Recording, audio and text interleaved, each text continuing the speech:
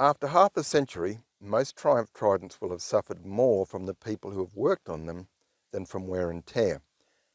If a previous owner of your Triumph Triple has tried to remove the clutch hub without using the correct puller, it's likely they will have tried to remove it by hammering away at it, not realising the damage this could be doing.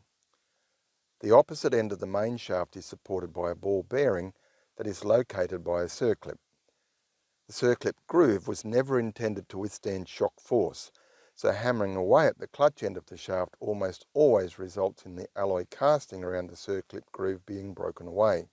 Once that happens, the main shaft is no longer held securely in the correct position, potentially causing gearbox problems. A simple solution to this damage is to have your local machine shop mill 2 flats into the casting to the depth of the inner circlip groove surface. Drilling and tapping 2 holes then facilitates the addition of 2 easily fabricated retaining lugs secured by countersunk socket head screws, solving the problem.